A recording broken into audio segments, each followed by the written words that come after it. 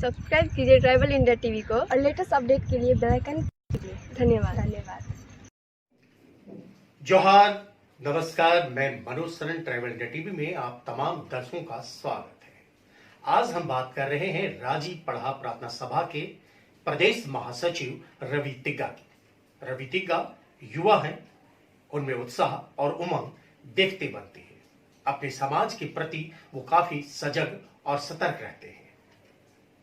रवि तिग्गा रूढ़िवादी परंपरा, आदिवासियों की जो संस्कृति है उसे कैसे सहेज के रखा जाए, कैसे इसे बचाया जाए, कैसे आदिवासी समाज अपनी भूमिका को निभा सके, कैसे विकास के रास्ते में कंधे से कंधे मिलाकर आगे बढ़ सके।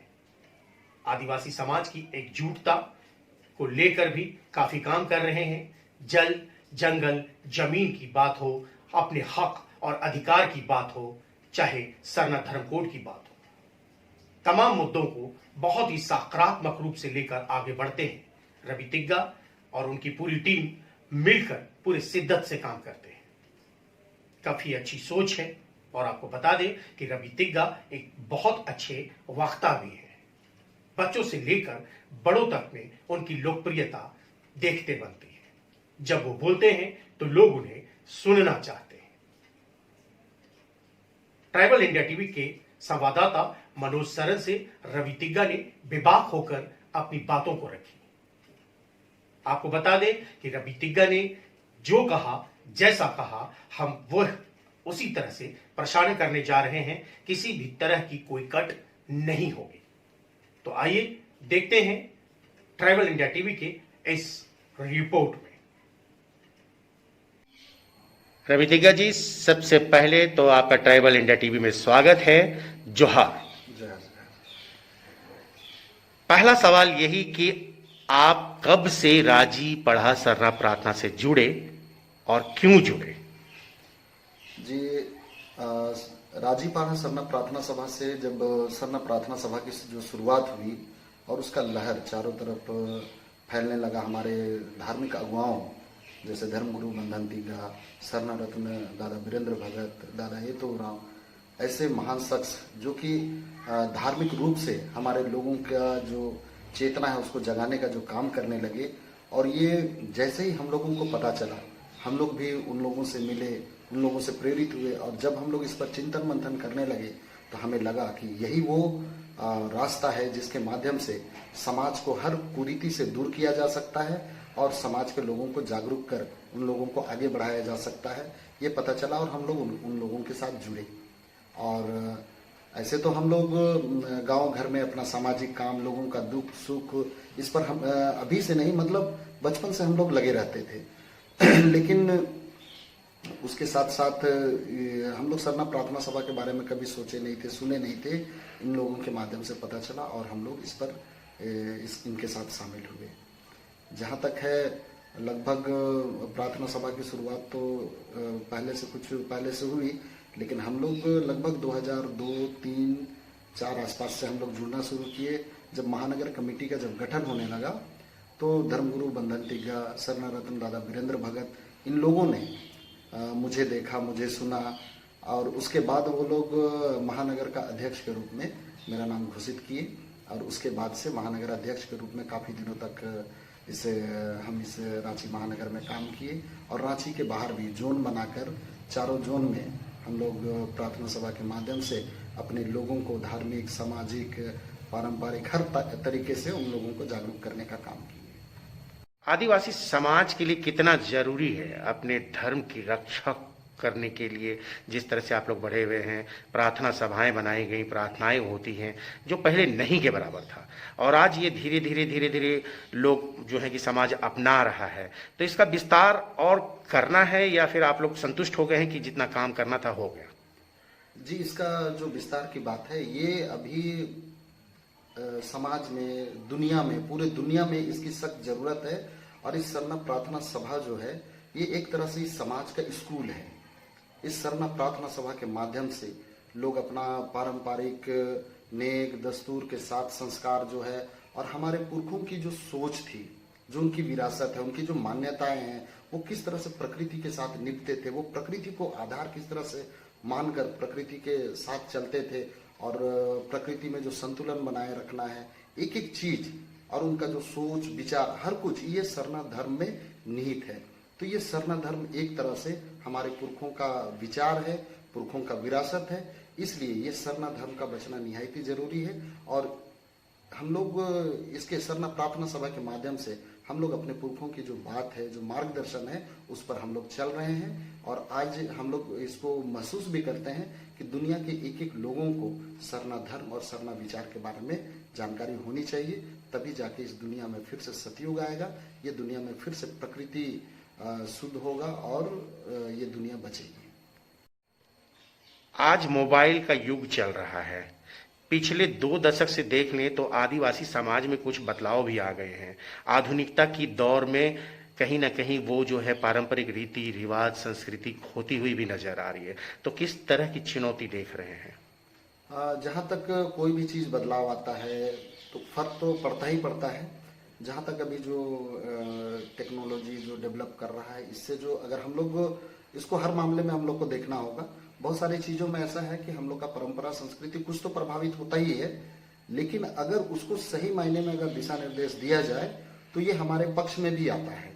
कल तक जो हमारी बातें दूसरों तक नहीं पहुंच पाती थी, हमारा जो गीत जो लुप्त होता चला जाता था, हमारी जो माता हमारे पिता जो गीत को गाया करते थे, उसको शायद हम लोग साक्षात रूप से हम लोग सुन नहीं पाते थे, लेकिन आज मीडिया के माध्यम से, ये टेक्नोलॉजी के माध्यम से आज वो संरक्षित भी हो रहा है, दूर दूर तक पहुंच भी रहा है।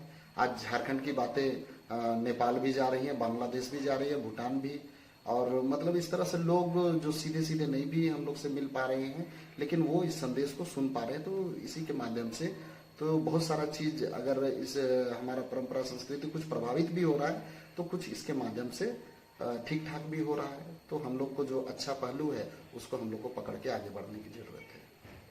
आप युवा हैं, आपके भी कई सारे सपने होंगे, घर है, परिवार है, फिर इस रास्ते पर क्यों बढ़े? क्या सोचकर बढ़े कि आदिवासी समाज के लिए आप क्या करना चाह रहे थे? जो इस प्रार्थना सभा से जुड़े समाज के लिए आप हमेशा भागते रहते हैं, उनके लिए उपलब्ध रहते हैं, तो कैसे ये जहन में आया? जी, बचपन से ही जब हम लोग स्कूल में पढ़ते थे, अक्सर स्कूल में ये पूछा जाता है, या स्कूल पढ़ते हैं तो कोई भी मेहमान आए, गार्जियन कोई आते हैं, तो उनके द्वारा ये पूछा जाता था कि बड़े होकर आप क्या बनना चाहते हैं। अक्सर लोगों का मुंह से निकलता है कि बड़ा आदमी बनना चाहते हैं। तो उस समय हम लोग सोचते थे बड़ा आदमी मतलब किस तरह का बड़ा।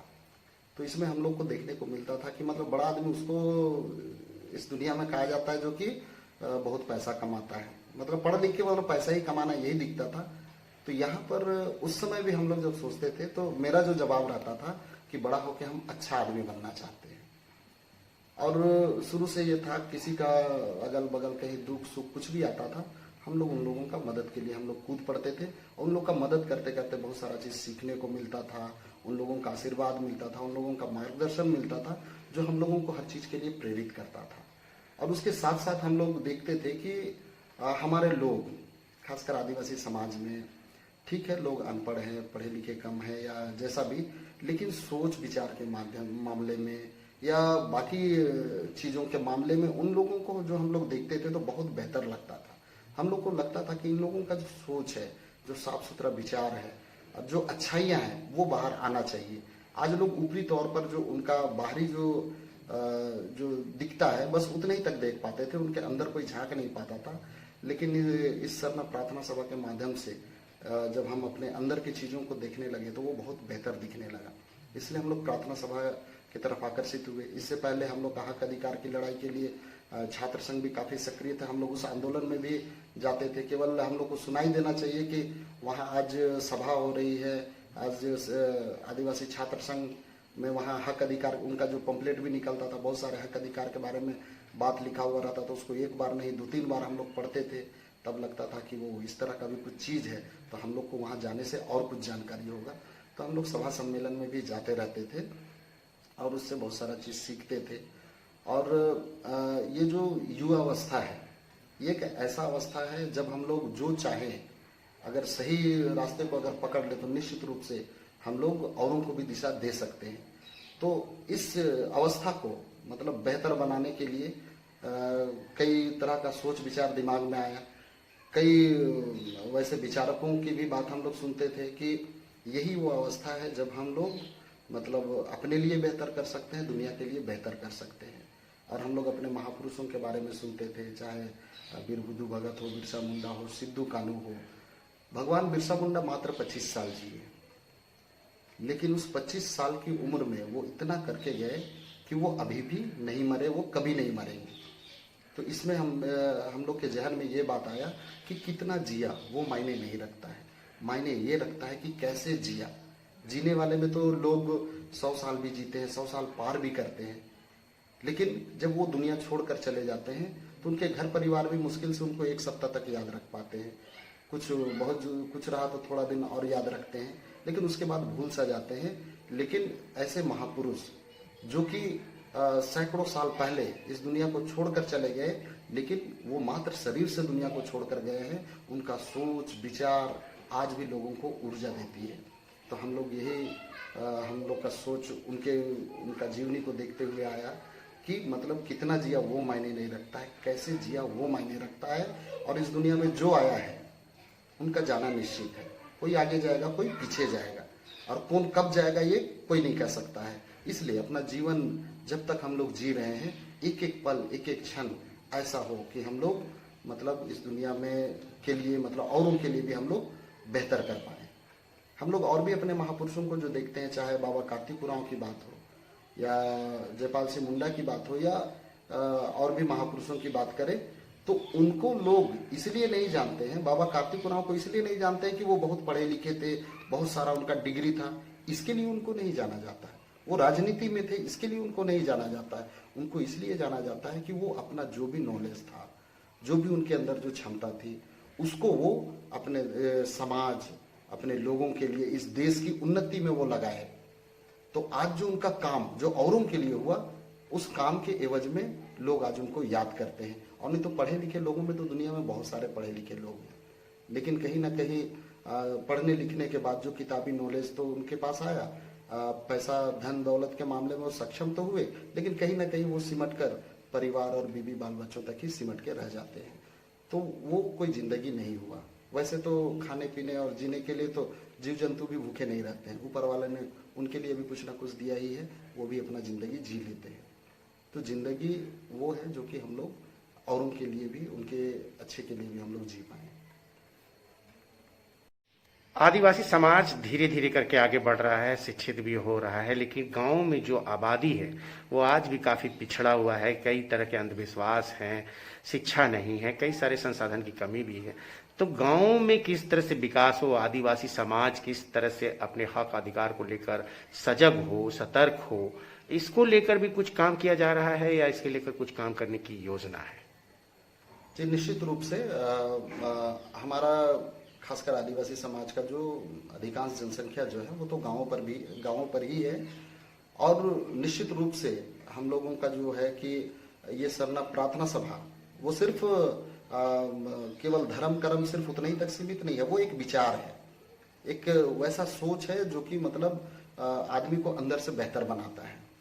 तो इसके माध्यम से हम लोग गांव घर में पहले तो उन लोगों को आंतरिक रूप से हम लोग बेहतर करते हैं, और जब वो लोग अंदर से अपने सोच अपने विचार को जब साफ सुथरा कर लेते हैं तो कोई भी अच्छा बात वो लोग समझ पाते हैं, और जो अच्छा ही रास्ता है उस तरफ वो लोग अग्रसर होते हैं। जिस तरह से मतलब इस शरीर को हिष्ट पुष्ट रहने के लिए भोजन की आवश्यकता होती है, हम लोग अच्छा खाते हैं तब हमारा शरीर हिष्ट पुष्ट होता है। लेकिन वहीं पर अगर खाने में हम लोग अगर ऐसे चीजों को खाए जो मेरा शरीर को नुकसान पहुंचाता है, चाहे हड़िया हो, दारू हो, तिरंगा, गुटखा, इस तरह का अगर नशीला चीज हो, अगर उसको खाते हैं तो मेरा शरीर को निश्चित रूप से हानि होगा। उसी तरह से हमारा सोच विचार और हमारे आत्मा को शुद्ध रखने के लिए अच्छे विचारों का होना जरूरी है। जब अच्छे विचार हमारे अंदर जाते हैं तो हमारा मन मस्तिष्क, हमारा आत्मा शुद्ध होता है, पवित्र होता है, हिष्ट पुष्ट होता है। और जब हिष्ट पुष्ट हमारा आत्मा, हमारा शरीर हो तो हम कोई भी अच्छा चीज को हम सुन पाते हैं, उसको कर पाते हैं। तो इस सरना प्रार्थना सभा के माध्यम से हम लोग उनके जो अंतरात्मा का जो दरवाजा है, हम लोग पहले उसको एक तरह से खोलने का काम करते हैं, उसके बाद अच्छी अच्छी बातों को उसके अंदर हम लोग डालते हैं। क्योंकि हम लोग जान रहे हैं कि जो शिक्षा की बात अगर करें, शिक्षा तो निहायत ही जरूरी है। हमारे जो गांव घर से लेके शहर में भी देखा जाए तो जो यहाँ के लोग हैं अधिकतर चकाचौंध में भटक जाते हैं, और पढ़ाई से सबसे ज्यादा दूर अगर देखा जाए तो शहर के लोग भी बहुत दूर हो रहे हैं। वो तो गांव घर के लोग आज शिक्षा से मतलब वो खेती बाड़ी उसके माँ बाप करके भी यहाँ हॉस्टल के माध्यम से और माध्यम से पढ़ा रहे हैं। तो अभी के समय में देखा जाए तो गांव घर के लोग ही अधिक पढ़ पा रहे हैं। शहर के लोग तो उनका यहाँ सारा कुछ है बोल के वो लोग बहुत ज्यादा शायद गंभीर नहीं हो पाते हैं, लेकिन गांव घर के लोग आज पढ़ने लिखने में भी अच्छा कर रहे हैं। लेकिन बहुत सारा जनसंख्या जो है अभी भी उन लोगों को शिक्षा के क्षेत्र में आगे बढ़ाने की जरूरत है, तो हम लोग उसमें भी लगे हुए हैं।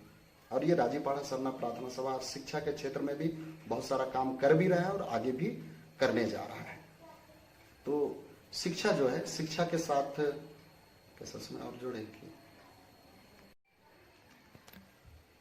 शिक्षा किसी भी व्यक्ति के लिए जरूरी है, क्योंकि शिक्षा से हम लोग बहुत सारे चीजों को सीखते हैं, बाहरी चीजों को हम लोग सीखते हैं, लेकिन उसके साथ साथ हम लोग का जो अंतरात्मा का जो ज्ञान है उसको बढ़ाना भी जरूरी है। हम लोग शिक्षा को इस रूप में, जैसे शिक्षा अगर हम लोग लेते हैं तो हम लोग देखते हैं कि हम लोग कई महान लोगों के, कई ज्ञानी लोगों के हम लोग बुक पढ़ते हैं जो उनका नॉलेज पे आधारित होता है, जिसको हम लोग पढ़ते हैं और वो ज्ञान हम लोग अर्जित करते हैं, है ना। तो ये बाहरी ज्ञान है जिसको कि हम लोग अपने अंदर लेते हैं, लेकिन उसके साथ साथ हमारा अंदर का जो अंतरात्मा का जो ज्ञान है उसको भी हम लोग को डेवलप करने की जरूरत है। इसको अगर उदाहरण के तौर पर समझे तो मान लेते हैं समुद्र में बहुत पानी है, कई स्रोतों से उसके पास पानी आता है, कई नदी से वहां पानी आता है, लेकिन वो पानी इतना पानी है कि उसका गहराई तक नापना मुश्किल हो जाता है, लेकिन वो पानी पीने लायक नहीं होता है। उससे हम नहा के अपने आप को बहुत तंदुरुस्त हम लोग महसूस नहीं कर पाते हैं। लेकिन वहीं पर एक अगर झरना का पानी जो कहीं अंदर से निकलता है, अगर उस पानी को अगर देखा जाए तो वो किसी का प्यास बुझाता है। कोई अगर उस पानी से नहा ले तो अपने आप में फुर्ती महसूस करता है। तो उसी तरह से बाहर का ज्ञान हम लोग भले जितना भी हासिल कर ले, भले अपने आप को समुद्र बना ले, लेकिन पीने के लिए जो मीठा पानी चाहिए उस तरह का अपना अंतरात्मा का जो ज्ञान है उसको बढ़ाने की जरूरत है। तो आज इस सरना प्रार्थना सभा के माध्यम से हम लोग लोगों में आत्मविश्वास डालते हैं कि आप बेहतर है, आपके अंदर बहुत अच्छाइयाँ हैं और आप इस अच्छाई से सिर्फ अपना ही बेहतर नहीं कर सकते, आप पूरे दुनिया को बदल सकते हैं, दुनिया को बेहतर बना सकते हैं। और ये आत्मविश्वास आज लोगों में जगह है और लोग आज अगुवाई करते धर्म समाज का अगुवाई करने के लिए आज आगे बढ़ रहे हैं और अपना भी बेहतर कर रहे हैं, दूसरों का भी बेहतर कर पा रहे हैं। आदिवासी समाज में नशा बहुत एक नेगेटिव नकारात्मक रूप से देखी जा रही है कि आदिवासी समाज जो है नशे के कारण ही बहुत कुछ खोता जाता है, यहाँ तक कि जमीन जायदाद से भी हाथ धोना पड़ रहा है। तो इस नशाखोरी से समाज को कैसे बचाया जा सके? परंपरा संस्कृति के नाम पे हड़िया दारू जो लोग पीते हैं कि नहीं ये संस्कृति है, लेकिन इस संस्कृति का 24 घंटा अगर सेवन हो तो वो इंसान के लिए बहुत नुकसानदायक हो गया, परिवार के लिए नुकसानदायक हो गया। कई परिवारें इसी कारण टूट भी जाती हैं, बिखर जाती हैं। तो क्या नशा मुक्ति को लेकर भी राजी पढ़ा सरना प्रार्थना सभा के द्वारा कुछ जागरूकता फैलाई जाएगी, लोगों को समझाया जाएगा, उन्हें चेताया जाएगा? जी, जहाँ तक देखा जाए तो ये जो काम है इसको प्रार्थना सभा ये प्राथमिकता में रखता है। निश्चित रूप से हमारे समाज में एक कलंक लगा हुआ है नशा का, और लोग नशा अगर देखा जाए तो ये मतलब एक बाहरी साजिश भी है जिसके कारण लोग नशा में लिप्त हो गए। बहुत सारे संघर्ष और बहुत हताशा निराशा के बाद लोग उसके शरण में चले जाते हैं और नशा करके वो मतलब एक तरह से दुनिया से बेखबर होना चाहते हैं। लेकिन यहाँ पर हम लोग आज लोगों में ये चेतना आ रही है और आज सरना प्रार्थना सभा एक ऐसा माध्यम बना जो कि समाज को बहुत हद तक नशा मुक्त कर पाया है।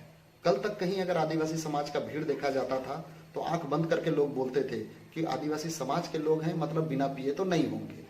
लेकिन आज जहाँ जहाँ सरना प्रार्थना सभा है, लोग आज पूरे विश्वास के साथ ये कहते हैं कि यहाँ जो भीड़ है वो एक बूंद भी नशा का सेवन नहीं किया है।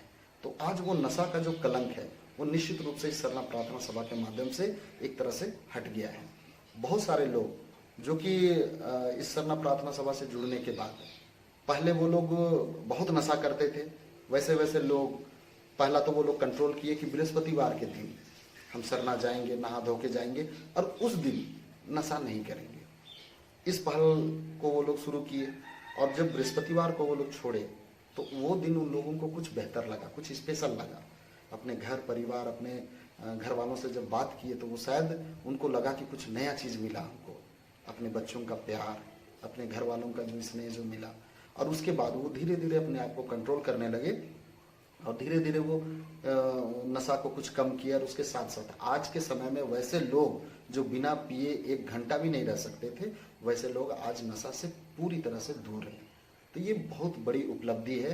तो आज आध्यात्मिक जो सोच है वो इस तरह से लोगों को ही करता है कि उसके माध्यम से वो अंतरात्मा से तैयार हो जाते हैं नशा को छोड़ने के लिए, बुरे चीज़ों को छोड़ने के लिए।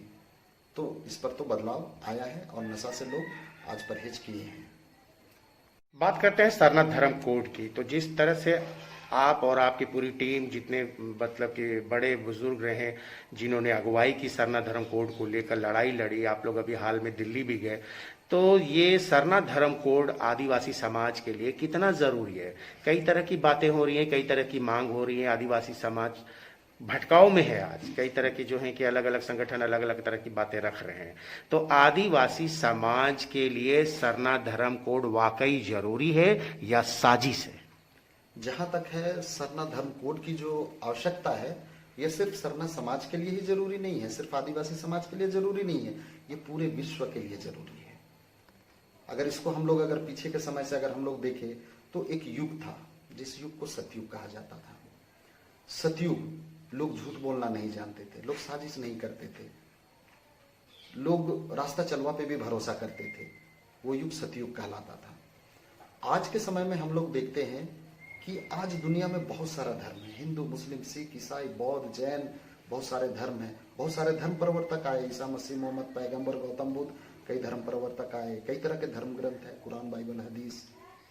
और जब हम लोग रास्ते में निकलते हैं, इतने इतने मंदिर, मस्जिद, गिरजा, गुरुद्वारा, उसके बाद भी जब देखा जाता है कि ये युग को, जब इतना इतना सारा चीज धर्म का है, तो इसको महाधर्म युग होना चाहिए था, महासतयुग होना चाहिए था। लेकिन ये कौन सा युग है? ये कलयुग है, ये भटयुग है। कारण क्या है? जब इस पर हम लोग चिंतन मंथन किए तो कहीं ना कहीं लोग धर्म का नाम तो ले रहा है लेकिन धर्म का काम नहीं कर पा रहा है।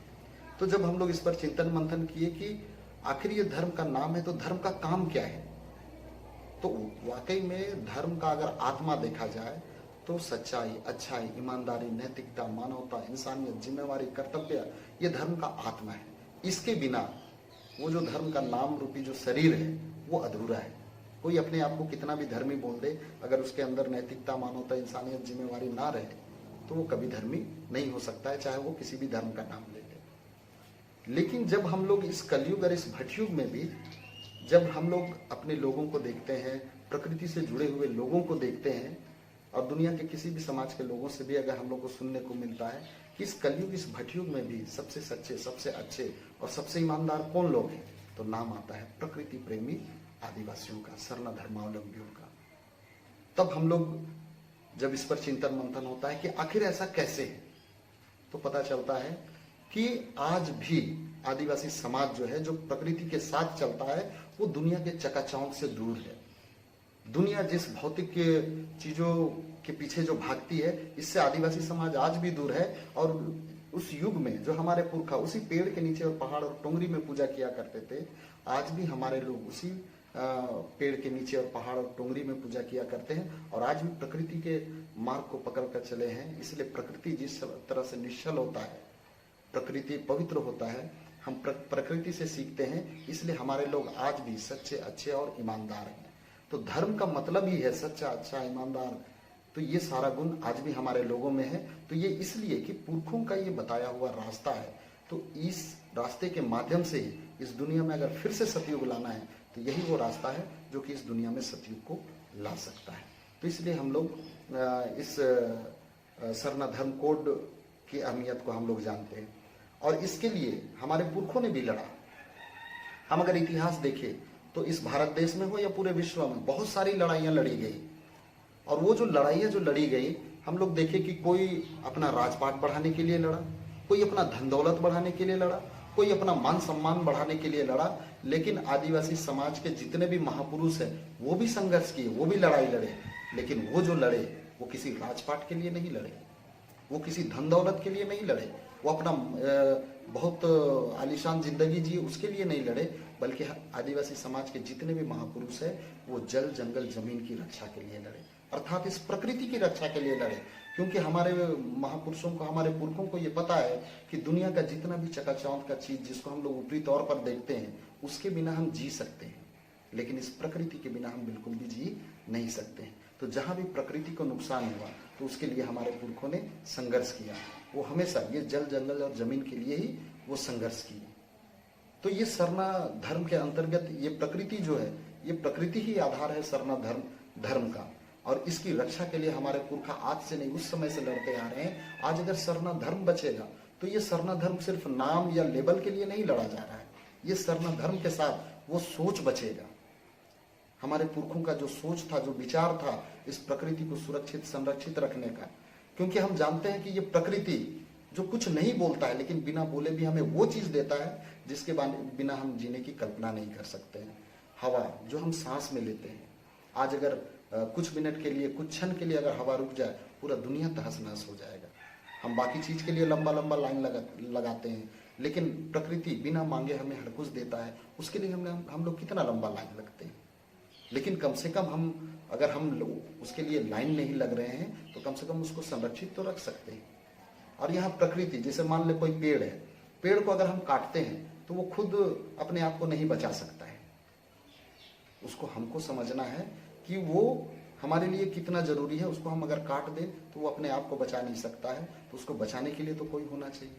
तो हमारे पुरखों के अंदर वो सोच था कि उस प्रकृति को ये सोच बचाएगा, हम लोग बचाएंगे। तो आज कहीं अगर जंगल कटता है तो आदिवासी को तकलीफ होता है, कहीं नदी गंदा होता है तो आदिवासी को तकलीफ होता है, कहीं जंगल झाड़ पहाड़ कहीं कुछ होता है तो आदिवासी को तकलीफ होता है, वो आंदोलन करता है। और बहुत सारे लोग इस पर ये भी कहते हैं कि आदिवासी विकास विरोधी है। लेकिन आज विकास का जो पैमाना है वो कहीं ना कहीं बदल गया है। आज अगर जंगल कट रहे हैं, पेड़ कट रहे हैं, नदी अगर नाला हो रहा है, दूसरे के हिसाब से वो विकास है। लेकिन हमारे लिए ये प्रकृति का बचना, वो जो शुद्धता है, जो पवित्रता है, वही हमारे लिए विकास है। आज लोग ऑक्सीजन के जगह धुआं सांस में ले रहे हैं, वो उनके लिए विकास है। आज लोहा का गाड़ी जो दौड़ रहा है वो उनके लिए विकास है।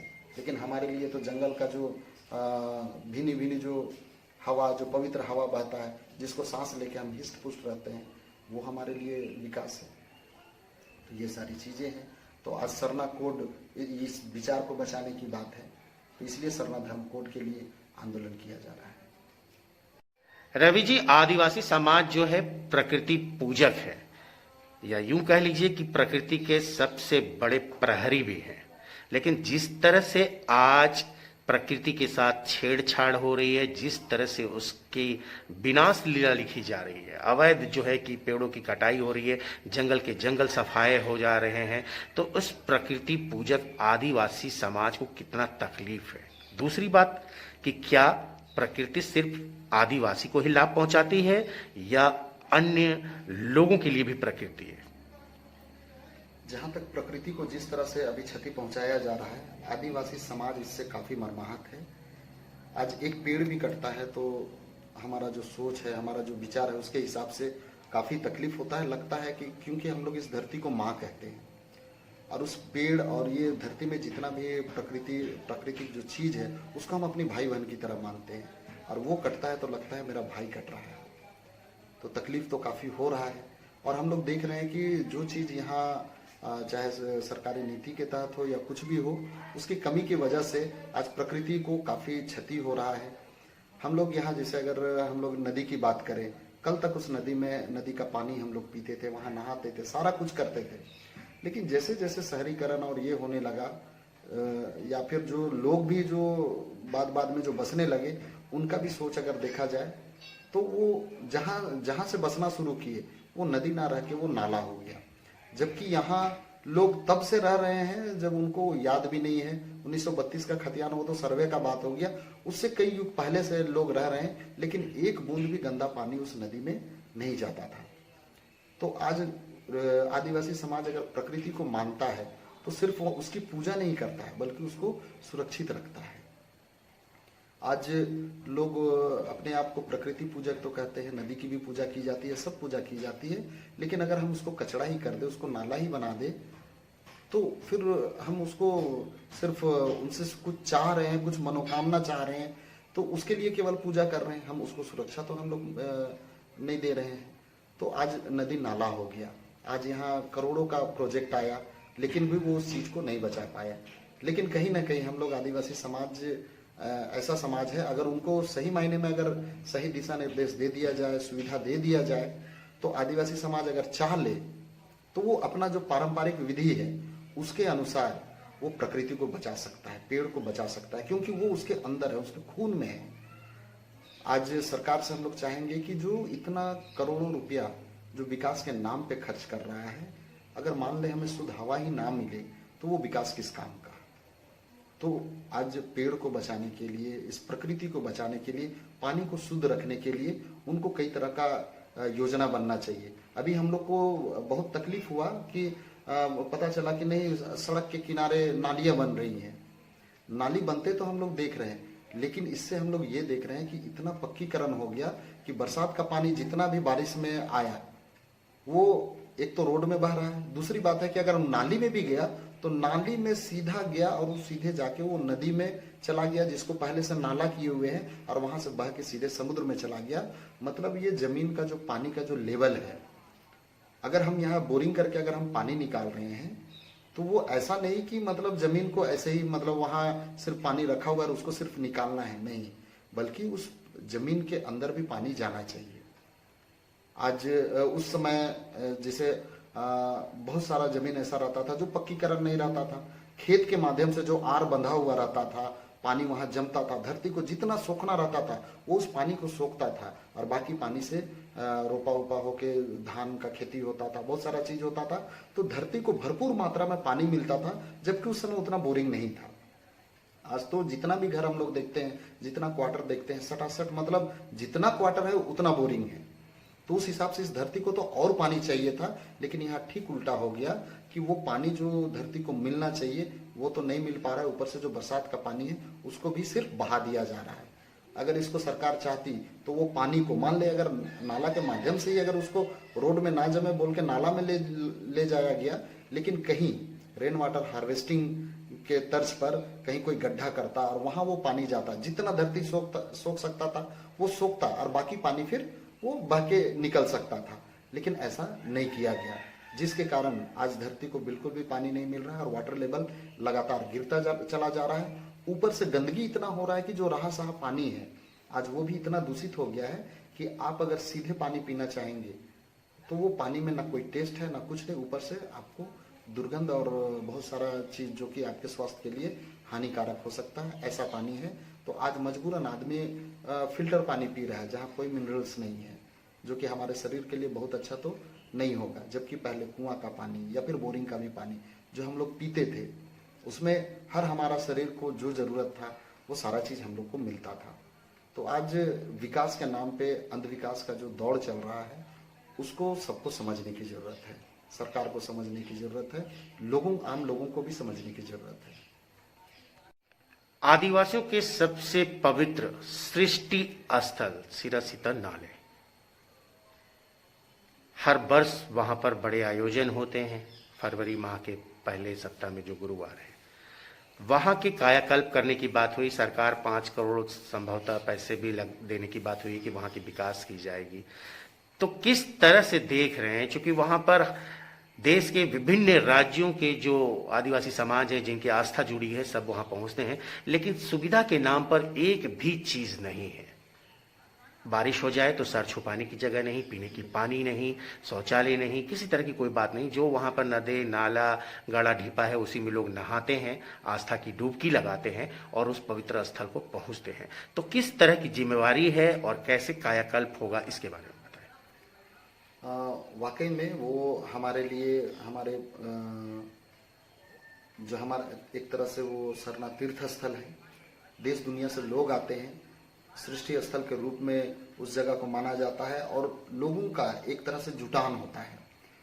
हमारा आदिवासी समाज के लोग जो आज दुनिया के किसी भी कोना में बसे हैं वो एक समय में वहाँ आते हैं, मिलते हैं, अपने पुरखों को याद करते हैं कि हमारे पुरखा इसी तरह से कहीं ना कहीं से वो फैलते फैलते आज दुनिया में फैले हैं। तो आज वहाँ पर इकट्ठा होते हैं, पूजा पाठ करते हैं, अपने पुरखों को याद करते हैं, अपने लोगों से मिलते हैं। लेकिन वो जगह निश्चित रूप से सुविधा के नाम पे बिल्कुल भी वहाँ कुछ भी नहीं है। चाहे जाड़ा, गर्मी, बरसात, उसके लिए कोई व्यवस्था नहीं है। वहाँ जाते हैं जो पूजा पाठ के लिए कम से कम नहाने की सुविधा हो तो वो भी नहीं है। और वहाँ जो पुराना जो तालाब है या रास्ता में चलते समय कोई नदी मिल जाता है तो लोग वहीं नहा लेते हैं। लेकिन वहाँ जैसे कपड़ा बदलने का सुविधा नहीं है और भी बहुत सारा चीज़ सुविधा नहीं है। किसी को अगर मान ले टॉयलेट लग जाए, लेटरिन बाथरूम का बिल्कुल भी सुविधा नहीं है। तो वहाँ पर मतलब बहुत मान सम्मान के साथ हम लोग ये चीज़ नहीं कर पा रहे हैं। तो वहाँ पर हर चीज़ का सुविधा होना चाहिए।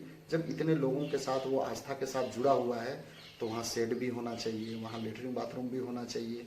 और इसके लिए इस बार सरकार कुछ योजना तो लाई है लेकिन उस पर भी बहुत सटीक वहाँ काम तो नहीं हो पा रहा है। अभी तक कुछ रोड बन पाए हैं, कुछ शौचालय बनने की बात हो रही है। अब उसमें देखना होगा और कुछ गांव वालों को भी विश्वास में लेना होगा क्योंकि बहुत सारे लोग इस चीज़ को नहीं समझ पा रहे हैं कि वहाँ जो भी काम हो रहा है वो सिर्फ जो बाहर से लोग आ रहे हैं सिर्फ उनके लिए ही नहीं बल्कि खासकर जो मतलब उस गांव में जो हैं उनके लिए तो मतलब दिन रात वो चीज़ काम आएगा, उनके विकास के लिए काम आएगा।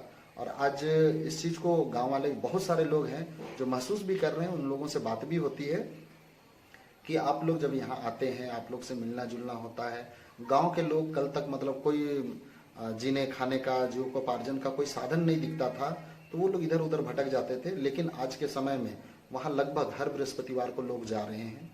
तो वहाँ पूजा पाठ के साथ साथ वहाँ के लोगों से मिल भी रहे हैं और वहाँ बहुत सारा चीज़ जो लोग जाते हैं उन्हें भी बहुत खुशी महसूस होती है कि जो हम लोग का पुराना जो चीज़ है, चाहे वो बेंग साग हो, चिमटी साग हो, पुटकल साग, कटई साग, जो भी मतलब जो पुराना चीज़ है वो सारा चीज़ हम लोग को वहाँ मिलता है।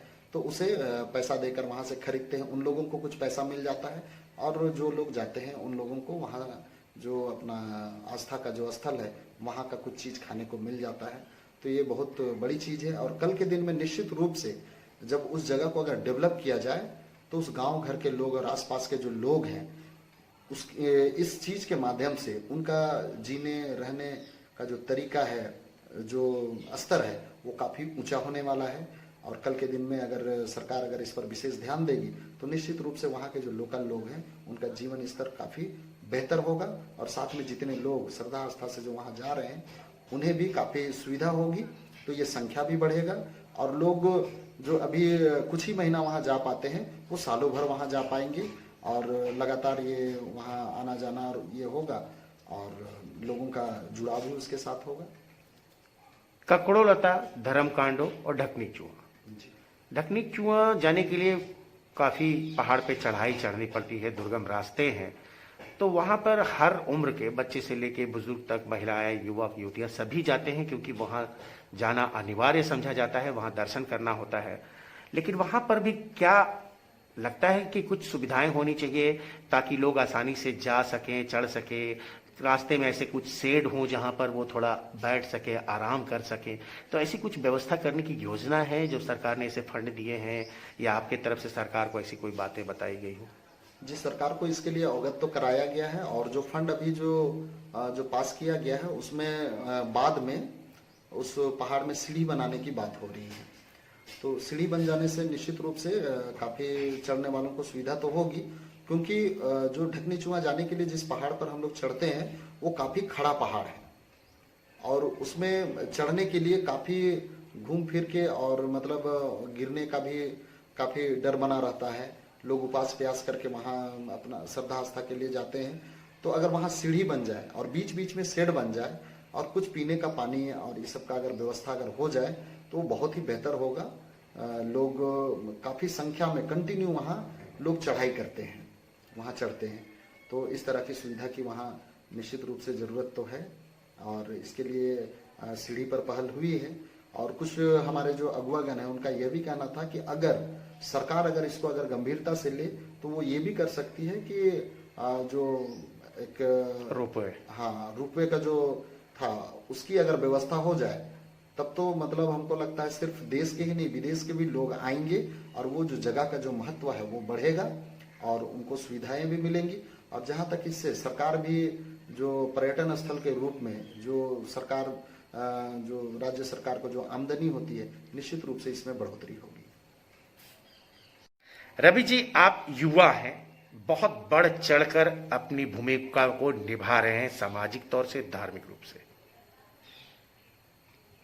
आने वाले समय में किस तरह से युवाओं को जोड़ेंगे और किस तरह से युवा अपनी जिम्मेवारी को निभाएंगे?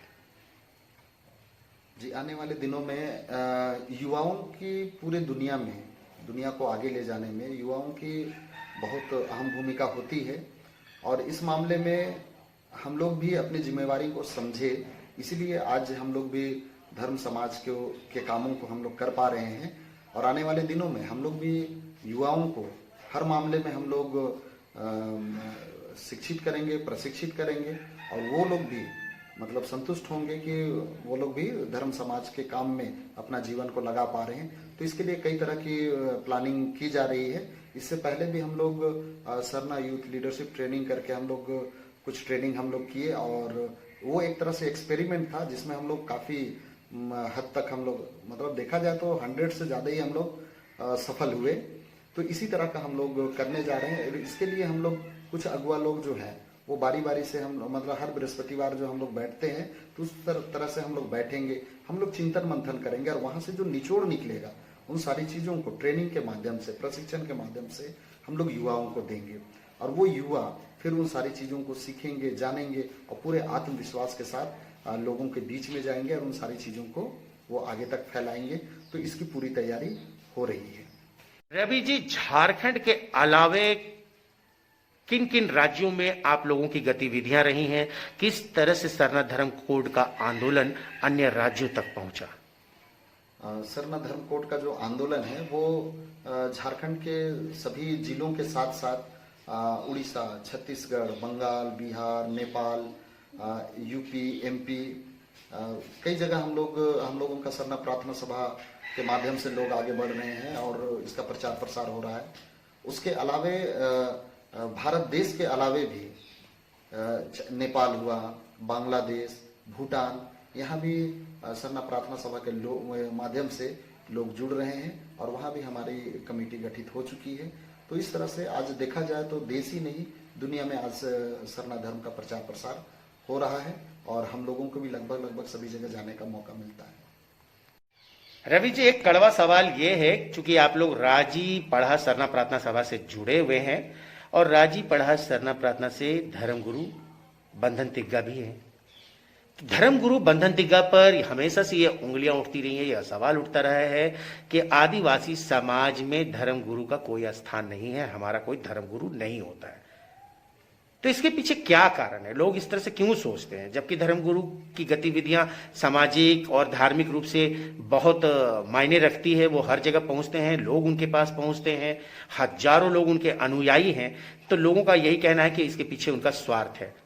क्या कहना चाहेंगे जी? जहां तक धर्मगुरु बंधन तिग्गा की बात है, उन्होंने पूरा जीवन अपने धर्म, अपने समाज और अपने लोगों को उठाने के लिए वो अपना पूरा जीवन लगा दिए। उनका जो भी ज्ञान है, जो नॉलेज है, जो धार्मिक ज्ञान है, वो देश के कोने कोने में आज उनके द्वारा ज्ञान बांटा जा रहा है। लोग इससे धार्मिक रूप से काफी जागरूक हो रहे हैं, सामाजिक रूप से जागरूक हो रहे हैं, अपने धर्म, अपने भाषा, अपने परंपरा, संस्कृति को सीख रहे हैं, जान रहे हैं। हमारे आदिवासी समाज में हर मौजा में पाहन होते हैं। वो पाहन वो सिर्फ अपने मौजा तक ही सीमित रहते हैं, वो दूसरे मौजा में पूजा पाठ नहीं कर सकते हैं, वहाँ बहुत सारा एक्टिविटी उनका नहीं हो सकता है। दूसरी बात है कि हमारे जो पाहन है वो जरूरी नहीं है कि वो शिक्षित हो या बहुत ज्ञानी हो। वो पीढ़ी दर पीढ़ी चला आ रहा है, जिसके कारण वो कुछ भी नहीं है तो उस पाहन परिवार से है तो वो पूजा करते हैं, पाहन ही करते हैं, लेकिन वो पूजा पाठ सारा चीज तो कर देते हैं, लेकिन क्यों करते हैं उसका बहुत सारा जवाब उनके पास भी नहीं रहता है। तो आज उन पाहन को भी बहुत सारा चीज सीखने सिखाने की जो जरूरत है। तो चूंकि धर्मगुरु बंधन तिग्गा वो अपने क्षेत्र के पाहन भी हैं, लेकिन वो अपना ज्ञान वो पूरे देश में बांट रहे हैं, समाज के एक एक लोगों में बांट रहे हैं। तो निश्चित रूप से जो ज्ञान बांटता है तो हम लोग उसको गुरु कहते हैं। और धर्मगुरु बंधन तिग्गा वो धर्म का ज्ञान पूरे देश विदेश में बांट रहे हैं, सरना धर्म का प्रचार प्रसार कर रहे हैं। और आज उसके माध्यम से आज चाहे हम हो या और भी कोई हो, आज उन्हीं से ज्ञान हासिल करके आज हम लोग अन्य जगह में हम लोग भी ज्ञान बांटने का काम कर रहे हैं। तो आज हमारा सौभाग्य है, या ये जो धर्मगुरु की जो उपाधि है वो धर्मगुरु बंधन तिग्गा ने खुद नहीं लिया, बल्कि लोगों ने उन्हें सम्मान देने के लिए वो धर्मगुरु का उपाधि उन्हें दिया है। अगर इससे भी अच्छा कुछ उपाधि हो तो हम लोग निश्चित रूप से उनके जो उत्कृष्ट कार्य हैं, जो उनका जो काम है, योगदान है समाज के लिए, उनको देना चाहिए, उनको मान सम्मान देना चाहिए। ये कुछ ऐसे लोग हैं जो कि उनको मान सम्मान देने की जगह आज उन पर उंगली उठा रहे हैं। तो ये काफी क्या कहा जाए कि वो संकीर्ण विचारधारा के लोग हैं, उनको मान सम्मान देना चाहिए। जहां पर वो उंगली उठा के मतलब कहीं ना कहीं समाज के कार्यों को अवरुद्ध करना चाहते होंगे, या उनका सोच उतना तक है। लेकिन जहां तक है धर्मगुरु की बात है, उन्होंने जो दिया है उसके लिए ये धर्मगुरु की जो उपाधि है वो एक सम्मान है, और इससे बेहतर जो भी हो उनके लिए समाज को देना चाहिए। आखिरी सवाल ये है रवि जी कि आप बहुत सारे कार्यक्रमों में जाते हैं, आपको अतिथि के रूप में बुलाया जाता है, अच्छे वक्ता के रूप में लोग आपको सुनना चाहते हैं। जब आप वहां पर बोलते हैं तो क्या इसके बोलने के पीछे कोई स्क्रिप्ट तैयार रहती है, या फिर वहां पर पहुंचे और उस विषय पर बोलना शुरू कर देते हैं खुद से, मतलब आपकी अंतरात्मा से जो आवाज निकलती है वो, या फिर कोई स्क्रिप्ट है? जी, जहाँ तक कार्यक्रम लगातार कार्यक्रम होते रहते हैं, हम लोग जाते रहते हैं, और सब जगह एक ही तरह का बात तो नहीं रखा जाता है। कई जगह जब भी हम लोग वहाँ जाते हैं तो वहाँ का माहौल हम लोग देखते हैं, वहाँ का स्थिति परिस्थिति देखते हैं, वहाँ की ज़रूरतों को हम लोग महसूस करते हैं, और वहाँ जो ज़रूरत है उसके हिसाब से हम लोग जो बात है उसको हम लोग तुरंत में वहाँ पर रखते हैं। इसके लिए कोई स्क्रिप्ट तैयार नहीं रहता है, वो सारा कुछ मतलब वहाँ का स्थिति परिस्थिति के हिसाब से अपने आप हमारे मन दिल दिमाग में जो आता है उसको हम लोग वहाँ पर उन बातों को हम लोग रखते हैं।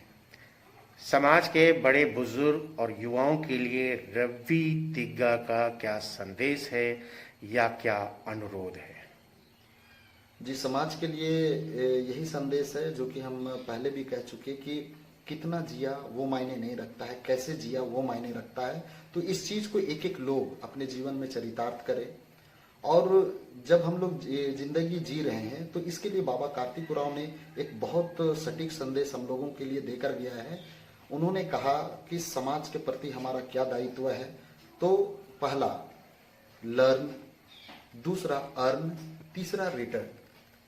समाज से हम सबसे पहले सीखते हैं, उठना बैठना बोलना, अपना भाषा परंपरा संस्कृति हर कुछ सीखते हैं, और उस लायक बनते हैं कि कल के दिन में फिर हम कुछ अर्न करते हैं।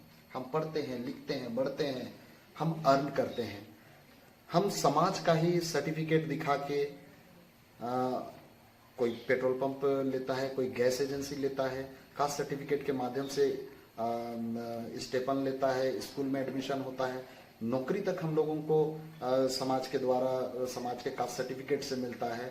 तो लर्न हम लोगों ने सीखा, अर्न हम लोगों ने कमाया, चाहे वो पैसा हो या मान सम्मान हो या ज्ञान हो।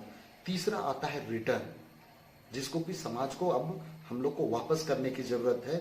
लेकिन कहीं ना कहीं लोग यहाँ पर चूक जाते हैं, और वो लोग जब सक्षम हो जाते हैं हर मामले में तो उनको और बढ़ना चाहिए। वहां पर वो लोग अपने परिवार और बीवी बच्चों तक सिमट जाते हैं, और अपना ज्ञान और अपना धन को सिर्फ वहीं तक सिमट कर रख देते हैं। तो कहीं ना कहीं वैसे लोग जो कहलाने को तो अमीर कहलाते हैं, बड़ा बड़ा बंगला और गाड़ी वाले कहलाते हैं, लेकिन सही मायने में देखा जाए तो वो लोग दुनिया का सबसे गरीब लोग हैं, क्योंकि वो अपना परिवार और बीवी बच्चा से ज्यादा नहीं देख पा रहे हैं। जिस समाज से उनको मिला उस समाज को भी कुछ दे नहीं पा रहे हैं, तो सही मायने में वो समाज के कर्जदार हैं। ऐसे लोग मरने के बाद भी वो समाज के कर्जदार ही रहेंगे। तो इसलिए समाज के लोगों से कहना है कि आप लर्न करें, अर्न करें और साथ में रिटर्न करें। यही हमारी जिम्मेवारी है। आज इसी जिम्मेवारी को एक एक युवा को लेने की जरूरत है। निश्चित रूप से उनका भी जीवन सफल होगा, और जहां समाज मजबूत होगा, समाज हर मामले में सक्षम होगा, तो एक एक व्यक्ति सक्षम होगा। समाज धनी है मतलब हम कभी गरीब नहीं हो सकते हैं। समाज हर मामले में सक्षम है मतलब हम अक्षम किसी भी मामले में नहीं हो सकते हैं। तो समाज मजबूत है मतलब हर कुछ मजबूत होगा। इसलिए समाज जो हमारा आधार है, हमारा नींव है, उसको मजबूत करने की जरूरत है। एक एक लोगों को अपना जो भी जिम्मेवारी है समाज के प्रति उसको निभाने की जरूरत है। ट्राइबल इंडिया टीवी से बात करने के लिए आपका बहुत बहुत शुक्रिया। जोहार।